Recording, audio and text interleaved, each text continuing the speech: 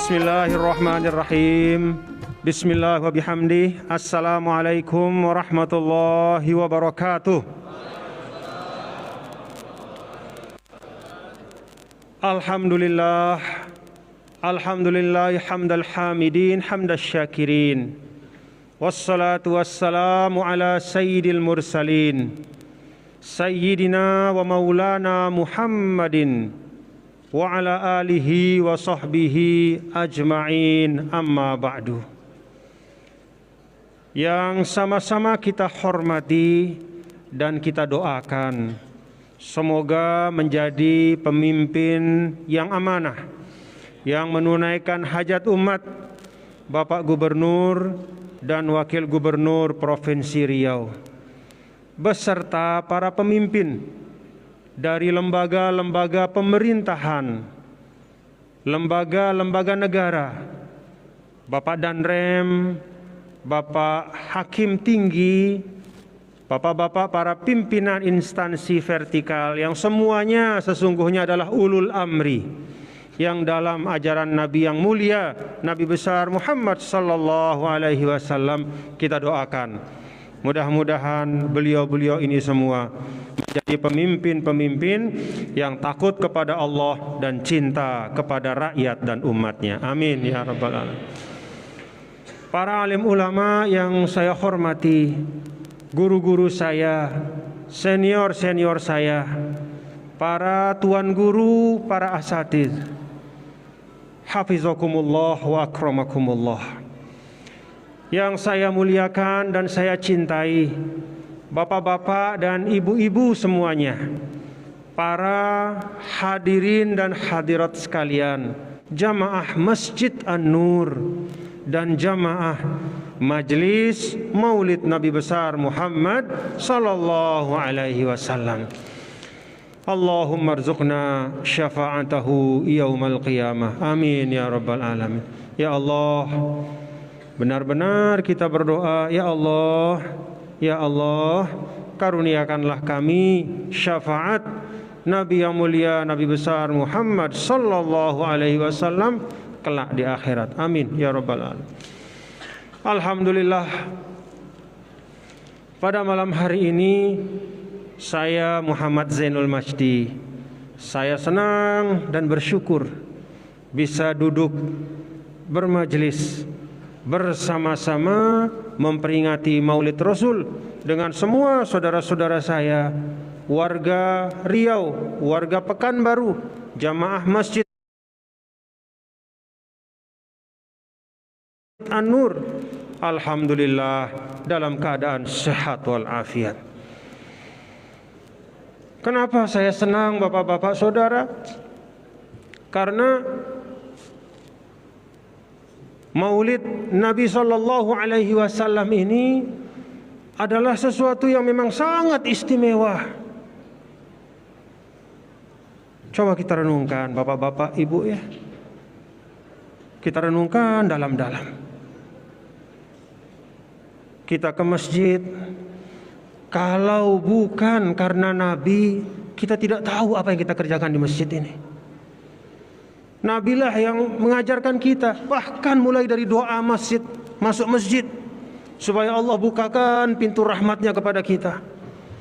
Lalu bagaimana cara kita beribadah, mengisi waktu kita di masjid. Di luar masjid juga demikian. Siapa? Coba bapak-bapak ibu renungkan betul-betul ya. Siapa yang memberikan kita tuntunan mulai dari kita bangun tidur sampai kita akan tidur lagi? Kita masuk kamar mandi, diberitahu kita caranya. Kita membuang kotoran yang ada di badan kita, diberitahu kita caranya. Bahkan kita bergaul dengan pasangan istri kita dengan istri kita, atau istri dengan suami, diberitahu juga caranya oleh Rasul. Ke pasar, menunaikan hak dan kewajiban, bertransaksi, diajarkan oleh Rasul. Semua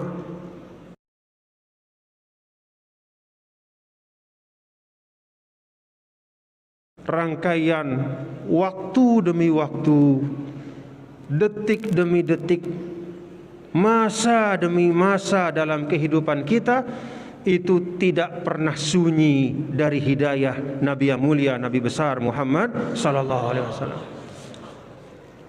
Itulah sebabnya Bapak-bapak, Ibu, saudara-saudara, kata As-Sayyid Muhammad Amin Al-Qutbi, fal qadru wal a'yad wal mi'raju min hasanatikal lati baharnal a'yuna. Ada namanya Lailatul Qadar, ada namanya Al-A'yad, semua hari raya. Lailatul Qadar itu dengan semua kemuliaannya, hari raya itu dengan semua kebahagiaannya, wal mi'raj, Isra dan Mi'raj dengan semua hikmah-hikmahnya, itu sampai kepada kita adalah melalui perantaraan Nabi besar Muhammad sallallahu alaihi wasallam.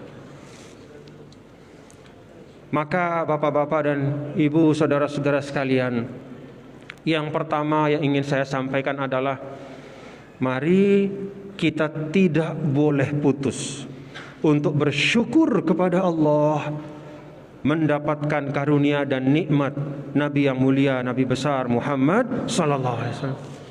Kita syukur Bapak Ibu. Kalau saya misalnya pergi ke Pekanbaru, ya, kalau saya berangkat ke Pekanbaru ini mungkin bisa lebih dari satu jalur. Ada banyak rute untuk sampai ke Pekanbaru. Ada rute yang misalnya kalau kita dari Jakarta kita bisa direct langsung ke Pekanbaru. Kalaupun mau muter lewat Surabaya, bisa kita muter lewat Surabaya. Kalaupun mau berjalan melalui jalur yang lain, mungkin masih ada jalur yang lain. Melalui Medan mungkin atau jalur yang lain. Udara ada, darat ada, laut ada. Tapi kalau keselamatan menuju kepada Allah Subhanahu wa taala, supaya kita bisa sampai ke tujuan kita selamat dunia akhirat, maka setelah lahir Nabi sallallahu alaihi wasallam cuma ada satu jalur. Itulah namanya jalan ad-dinul islami as-siratul mustaqim, jalan yang dibawa oleh Nabi besar Muhammad sallallahu alaihi wasallam. Tidak ada lagi jalur yang lain setelah lahir beliau. Kalau sebelum beliau lahir itu ada beragam jalur, tapi setelah lahir Rasulullah sallallahu alaihi wasallam cuma satu jalurnya. Itulah jalur beliau. Syukur, alhamdulillah, Allah perkenankan kita untuk menempuh jalur itu. Alhamdulillah. Ini bapak-bapak dan ibu-ibu, ini bapak-bapak dan ibu-ibu, nikmat yang paling besar. Mendapatkan hidayah, mendapatkan hidayah. Alhamdulillah. Dengan hidayah ini bapak-bapak ibu ya, coba renungkan. Dengan hidayah ini kita punya modal yang sama. Orang Riau kita ini, ya, jauh dari tempat lahirnya Islam. Tapi dengan hidayah ini kita punya modal yang sama dengan para sahabat Nabi dulu. Punya modal yang sama dengan para ulama dulu. Apa modal yang sama itu? Modal yang sama itu adalah iman dan Islam. Ibaratnya kalau kita orang Indonesia ini bapak-bapak ibu ya, apa makanan kita yang paling pokok itu? Nasi, ya. Makanan yang paling pokok itu nasi. Maka ibaratnya hidayah iman itu seperti nasi yang sudah ada di piring kita. Semua dapat, sudah ada nasinya, ya, sama diberikan. Sahabat dulu ibaratnya dapat sepiring nasi, yaitu iman Islam itu. Kita juga sekarang dapat sepiring nasi yang sama. Berasnya sama, nasinya sama. Cuman memang lauknya beda-beda, ya. Nah itulah tantangan kita, ya. Ibaratnya setelah ada hidayah iman Islam itu, mari kita lengkapi dia dengan ilmu, dengan amal, dengan akhlak. Tadi saya di takrim, ya, dengan keramah tamahan dari Bapak Gubernur, saya dipersilahkan makan malam di kediaman beliau. Di situ ada nasi. Setelah nasi yang jadi pokok itu ada pilihan. Saya pilih ikan patin, ya, karena ikan patin Riau itu memang paling enak. Saya ambil ikan patin, saya lihat teman saya Ustadz Zulhendri, dia tambah ambil lauk yang lain. Tapi modalnya sama, nasi dulu. Ibaratnya itulah Nabi SAW kasih kita hidayah iman. Udah sampai hidayah iman, tinggal bagaimana sekarang kita memperindah hidangan itu dengan lauk pauk yang semakin membuat hidangan itu menjadi lezat dan bermanfaat. Maka hidayah iman dari Allah melalui Rasul SAW itu tinggal kita lengkapi saja. Nah, inilah bapak-bapak dan ibu satu rahasia, ya, yang disampaikan oleh para ulama. Satu rahasia yang disampaikan oleh para ulama bahwa siapapun umat Nabi SAW itu, dimanapun dia hidup, bagaimanapun keadaannya, dia punya peluang yang sama untuk mendapatkan surganya Allah Ta'ala. Dia punya peluang yang sama untuk mendapatkan kemuliaan di sisi Allah, karena sudah dapat modal pokok yang sama. Maka dalam sebuah hadis, Nabi yang mulia mengatakan, ummati kal matar la yudro awwaluhu khair am akhiruhu. Umat saya ini seperti air hujan, tidak diketahui tetesan mana yang lebih baik dibanding yang lain. Kalau hujan turun, bapak-bapak, ibu, ya. Ini kalau saya tanya bapak-bapak, ibu, kalau hujan turun hujan, kemudian hujan lama, hujan lebat, apa segala macam, terus kemudian padi itu mulai tumbuh, tunas itu mulai keluar dari tanah. Kalau saya tanya, tetesan yang mana yang menumbuhkan tunas itu? Tetesan yang mana, bapak-bapak? Tetesan yang pertama kah? Atau tetesan yang kedua kah? Atau tetesan yang ketiga kah? Atau tetesan yang ke-1000? Wallahu alam.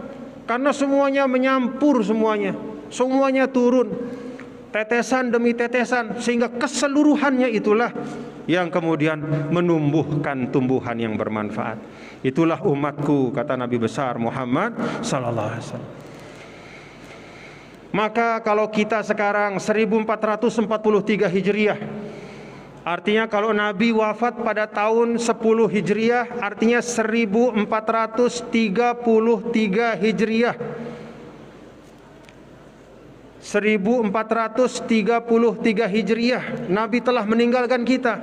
Sudah hampir 1500 tahun jaraknya. Tapi walaupun demikian, bapak-bapak dan ibu, walaupun sudah lebih dari 1000 tahun kita terpisah dengan Rasul sallallahu alaihi wasallam, tapi kita tetap mampu,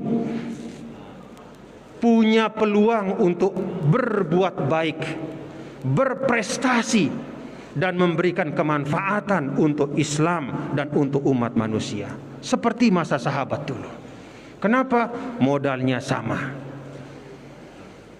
Sebagaimana yang disampaikan oleh Rasul tadi, ibarat air hujan, ya. Tidak diketahui, artinya semua berperan.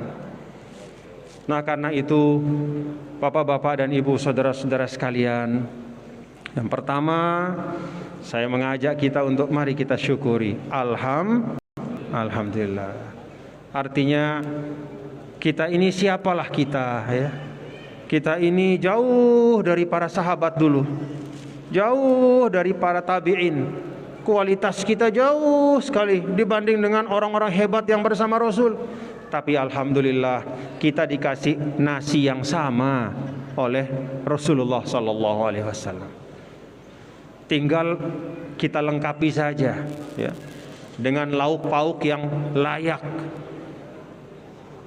Ibaratnya iman itu kita lengkapi dengan ilmu, dengan amal, dengan akhlak, dengan tingkah laku, dengan jalan kehidupan yang baik, sehingga dia menjadi sesuatu yang lengkap. Seperti dulu para sahabat Rasul beserta orang-orang yang berjuang untuk Islam di awal-awal Islam. Alhamdulillah. Lalu setelah kita bersyukur, Bapak Ibu, ya, kesyukuran ini melahirkan kegembiraan. Nah, kegembiraan inilah yang terwujud malam hari ini, alhamdulillah, dari tempat-tempat yang jauh ya. Saya yakin Bapak Gubernur, Bapak Wakil Gubernur, dan para pimpinan kita di sini, para asatidz, kita punya 1001 kesibukan. Ya, kita bukan orang yang tidak punya pekerjaan, punya kesibukan. Ibu-ibu juga saya yakin. Ya. Apalagi ada bawa anak juga tadi, anak-anak. Jam-jam segini ini kan sudah jam untuk anak-anak kita istirahat, tapi datang kemari melangkahkan kaki. Ini bagian dari menampakkan kesukacitaan karena mendapatkan karunia. Kesukacitaan kita menjadi umat Nabi Muhammad sallallahu alaihi wasallam, kesukacitaan kita bisa masuk pada bulan Rabiul Awal, bulan kelahiran Nabi ini.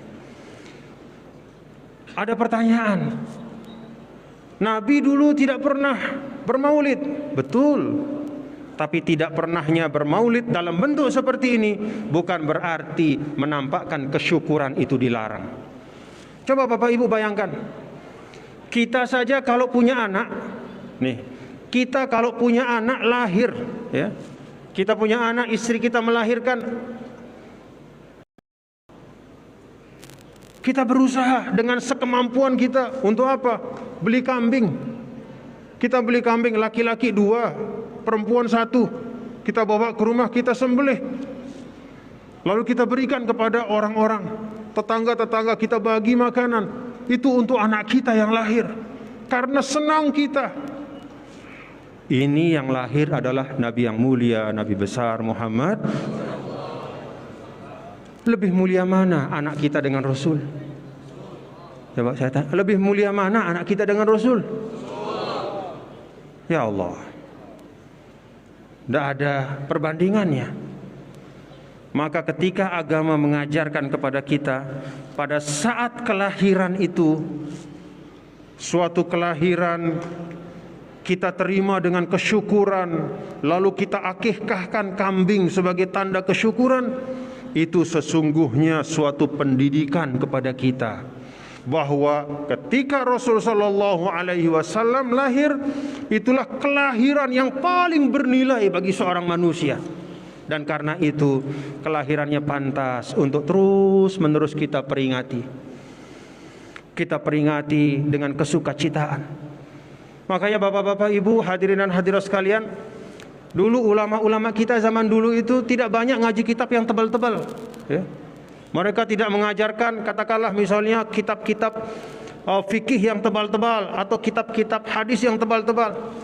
Mereka biasa mengajarkan yang sederhana, yang ringkas, tetapi mereka mengajarkan adab demi adab yang diperlukan, terutama beradab dan berakhlak kepada Nabi yang mulia, Nabi besar Muhammad sallallahu alaihi wasallam. Karena itu ditradisikan kita bermaulid, ya, untuk menampakkan kesukacitaan kita. Coba Bapak Ibu bayangkan, ada orang namanya Abu Lahab. Ini luar biasa jahatnya kepada Rasul, walaupun dia keluarga Nabi, ya. Sampai di dalam Al-Quran dikekalkan namanya, Tabbat yada Abi Lahab, ya. Tabbat yada Abi Lahab, celakalah Abi Lahab, sampai ada dalam Al-Quran.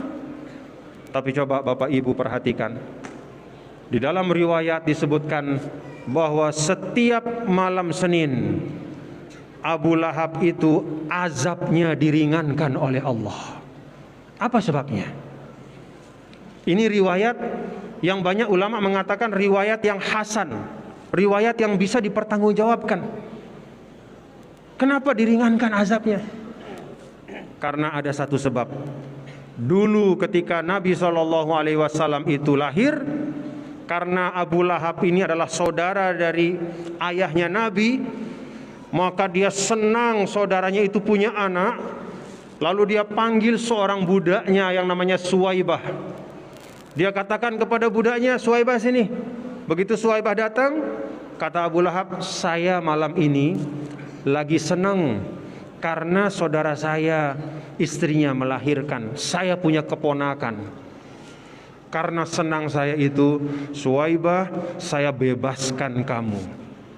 Kamu sudah jadi bukan budak lagi, silakan pergi, kamu menjadi orang yang bebas. Itu yang dilakukan oleh Abu Lahab.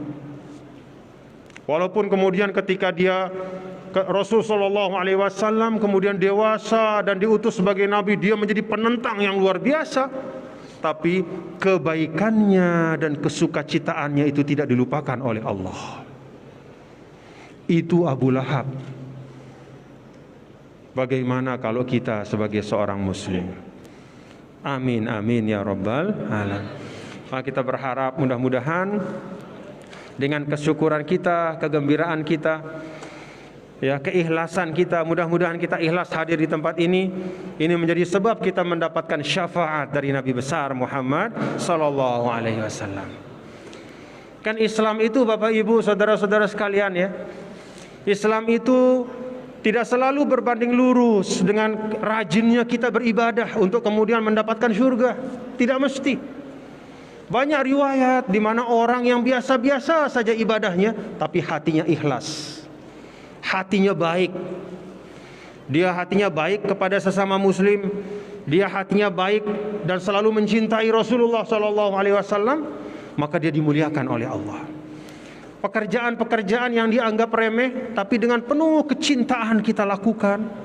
Mudah-mudahan malam ini termasuk diantaranya, itu bisa menjadi sebab selamatnya kita dunia dan akhirat. Bapak Ibu saudara sekalian, kita bersyukur, alhamdulillah, kita gembira, alhamdulillah. Maka yang tertinggal setelah kesyukuran dan kegembiraan itu adalah kita belajar meneladani Nabi yang mulia, Nabi besar Muhammad sallallahu alaihi wasallam. Seperti apa akhlak Nabi? Sayyidah Aisyah ditanya, bagaimana akhlak Rasul itu? Sayyidah Aisyah jawab sederhana sekali, kana khuluquhul Quran. Akhlaknya Rasul itu adalah Al-Quran. Jadi apa yang ada di dalam Al-Quran itulah gambaran yang terbaik Bapak-bapak Ibu, ya. Kalau kita mau tahu bagaimana cara kita untuk berlaku kepada ayah ibu kita, lihat di Al-Quran. Allah Ta'ala mengatakan wabil walidaini ihsana, kita buat baik sama orang tua. Fala taqul lahuma uffin, jangan kasar ucapan kita. Waqfid lahuma janahadzulli, jangan sombong walaupun kita misalnya sudah kaya, sudah jadi pejabat, sudah jadi orang pintar. Itulah akhlak Rasul. Bagaimana akhlak Nabi kepada orang lain, apalagi kepada sahabatnya. Rasul sallallahu alaihi wasallam yang mengamalkan tuntunan Al-Qur'an. Wala tajassasu wala yaktab ba'dukum ba'dha. Tidak suka menggibah satu sama lain, mencari-cari kekurangan saudara. Kana khuluquhul Qur'an. Jadi Bapak Ibu saudara sekalian, kalau kita ingin belajar tentang akhlak Nabi yang mulia, bukalah Al-Qur'an kita. Bukalah Al-Qur'an kita.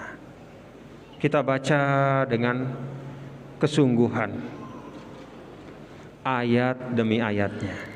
Insya Allah kita akan jumpa dengan akhlak Rasul dalam Al-Quran itu. Nabi SAW ini dalam konteks bermasyarakat, ya, bapak-bapak, ibu, saudara sekalian. Bagi kita yang kadang-kadang merasa bahwa ini dunia kok kayak begini sekarang ini. Ini kok masyarakat ini banyak sekali kejadian-kejadian, kemaksiatan, hal-hal yang tidak baik kok terjadi di tengah masyarakat. Bagaimana saya mesti menyikapinya? Mari kita lihat Rasul sallallahu alaihi wasallam di dalam Al-Qur'an, dalam bahasa Allah Ta'ala, laqad ja'akum rasulun min anfusikum. Kata min anfusikum itu kata para ulama, salah satu maknanya adalah bahwa Nabi selalu bersama dengan masyarakatnya, tidak pernah meninggalkan tanggung jawab terhadap masyarakat, tidak pernah lari dari masalah-masalah yang ada di tengah masyarakat. Dulu pada saat beliau di Mekah, di sekeliling Ka'bah itu penuh ratusan patung dan berhala, tapi Nabi tetap sholat di situ. Jadi Nabi tetap sholat, tetap menunjukkan tauhidnya, walaupun di situ ada ratusan berhala. Nabi tidak menunggu Ka'bah itu harus bersih dulu baru kemudian beribadah di situ. Walaupun dalam situasi luar biasa di Mekah pada waktu itu, beliau istiqomah untuk menunaikan apa yang menjadi tuntunan. Artinya apa untuk kita, Bapak Ibu Saudara sekalian, pada masa sekarang? Akhlak Rasulullah ini mengajarkan kita bahwa di dalam situasi sesulit apapun, kita tetap harus mentradisikan kebaikan. Jangan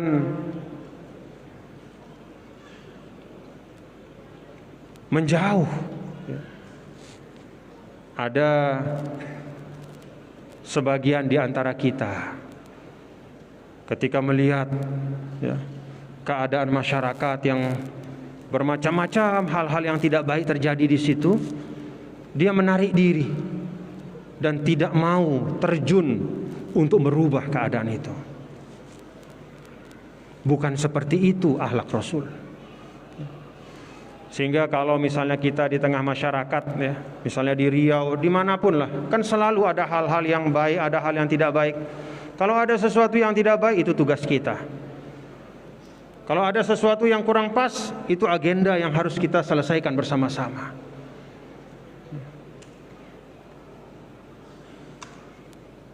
Dan bapak-bapak, ibu, saudara sekalian, seorang muslim yang mau untuk melakukan sesuatu yang beresiko terhadap dirinya, bisa jadi beresiko terhadap kehormatannya, karena ketika melakukan sesuatu itu dia bisa jadi difitnah, tapi dia tetap lakukan karena untuk kepentingan umat, untuk kepentingan masyarakat banyak.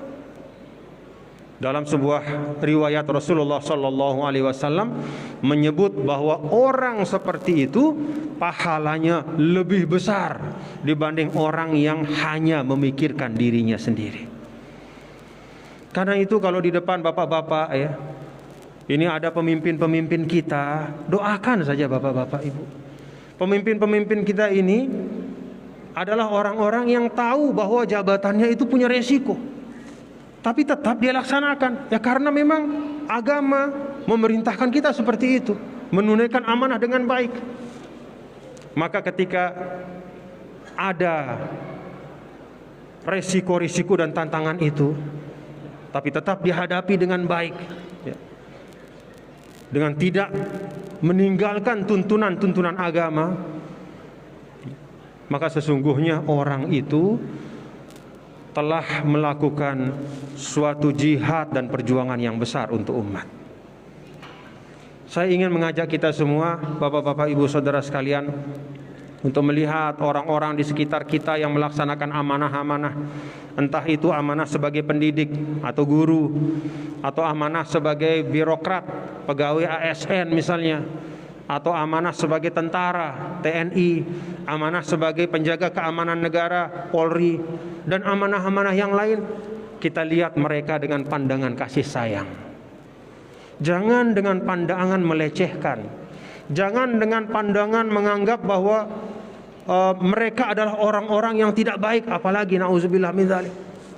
Karena sebagaimana yang disampaikan oleh Rasulullah SAW, orang yang mau melakukan sesuatu yang menyebabkan dirinya bisa beresiko terkena oleh suatu fitnah, suatu hal yang tidak baik, tapi dia tunaikan untuk kepentingan umat, maka sungguh dia telah berjuang dan telah berjihad di jalan Allah. Saya menyampaikan ini, bapak-bapak, ibu-ibu, saudara sekalian, bukan karena saya pejabat, tidak. Saya sudah selesai bertugas, Saya masyarakat biasa seperti sebagian kita. Tapi saya pernah merasakan selama 10 tahun bertugas sebagai gubernur, bahwa memang tantangan dan fitnah itu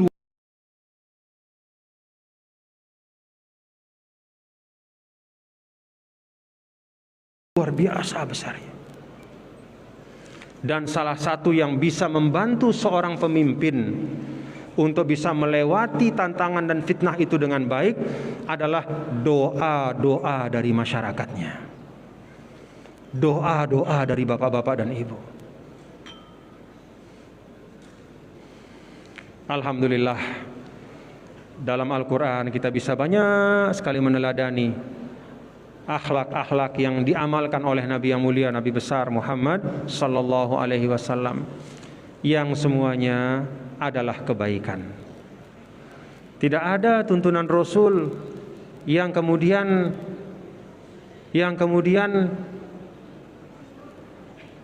ternyata membawa kerugian bagi manusia, tidak ada. Dulu bapak-bapak, ibu, saudara-saudara, kita ketawa atau menganggap remeh ungkapan at-tuhuru syatrul iman yang sering diungkapkan dengan bahasa an-nazafatu minal iman. Walaupun hadis yang sahihnya itu at-tuhuru syatrul iman, kesucian itu sebagian dari iman. Kita anggap biasa saja. Kita pikir konteksnya hanya kalau kita sekedar berwudu saja. At-tuhuru syatrul iman itu kaitannya dengan kita berwudu, ingin sholat maka harus berwudu dengan baik. Kita anggap remeh. Ternyata sekarang terbukti ya, bahwa pola hidup yang sehat, cuci tangan dengan baik, menjaga kebersihan, itu menjadi sebaik-baik ikhtiar yang melindungi kita dari penyakit. Jadi setelah 1000-an tahun ya, perkembangan teknologi ternyata kembali kepada apa yang Rasul sampaikan, bahwa kebersihan diri itu adalah pangkal dari keselamatan kita. Dan banyak lagi hadis-hadis Rasulullah Sallallahu Alaihi Wasallam yang semakin lama semakin nyata kebenarannya. Karena itu bapak-bapak, ibu, hadirin dan hadirat sekalian, saya mengajak kita semua, mari kita mempelajari Al-Quran sebagai bagian dari menghidupkan gambaran Rasulullah Sallallahu Alaihi Wasallam dalam kehidupan kita.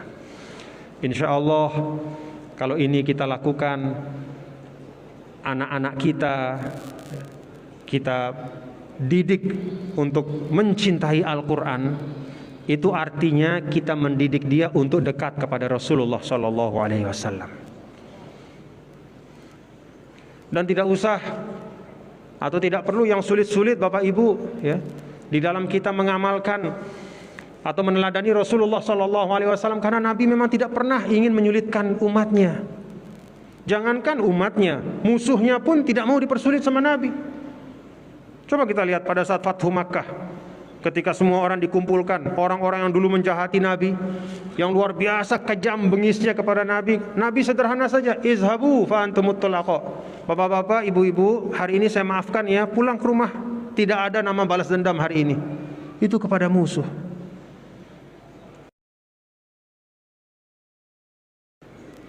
Kepada orang yang berbeda. Dulu dikisahkan ada delegasi orang-orang Kristen datang ke Madinah dari Najron. Ketika datang ke Madinah itu, mereka sampai di Madinah, tiba-tiba asar pada hari itu mereka harus beribadah. Mereka harus beribadah. Maka kemudian mereka mulai ibadahnya di masjid Nabi. Sahabat kaget. Ada yang mau melarang. Nabi ingatkan, saya biarkan. Lalu diberikanlah ruang oleh Rasul, mereka melaksanakan ibadah mereka di masjid Nabi besar Muhammad sallallahu alaihi wasallam di Madinah. Itu ada di Sahih Bukhari. Hadisnya sahih. Artinya apa? Nabi tidak pernah menyulitkan siapapun. Musuh-musuhnya, orang yang berbeda dengan beliau, apalagi kepada kita umatnya. Karena itu hidayah dari Nabi Shallallahu Alaihi Wasallam itu semua mengandung kemudahan dan kelapangan.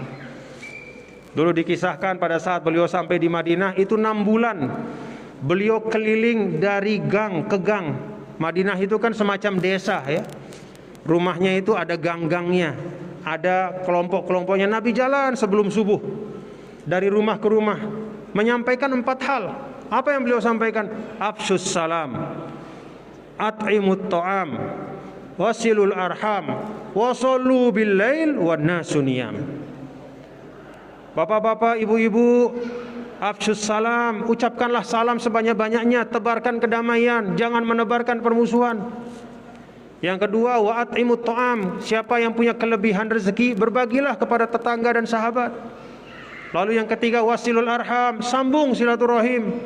Lalu yang keempat, kalau sehat, kalau mampu, malam-malam bangunlah untuk sholat malam pada saat orang lain sedang tidur. Itu 6 bulan Nabi hanya menyampaikan itu keliling dari jalan ke jalan di gang di kota Madinah untuk membangun akhlak yang baik. Jadi Islam itu bukan sesuatu yang rumit. Islam itu bukan sesuatu yang sulit. Islam itu sangat mudah kita amalkan apabila ada kerendahan hati dan keikhlasan kita untuk mengamalkan. Afsyus salam, at'imut ta'am, wasilul arham, wasallu bil lail wan nasu niyam. Nah, dengan hadis Rasulullah SAW ini saya tutup penyampaian saya dengan harapan mari kita amalkan, ya.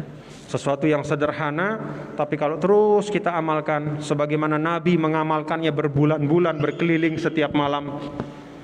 Tebarkan perdamaian, berbagilah rezeki apabila ada kelebihan, sambung silaturahim, dan jangan lupa tawajuh kepada Tuhanmu minimal 2 rakaat di tengah malam.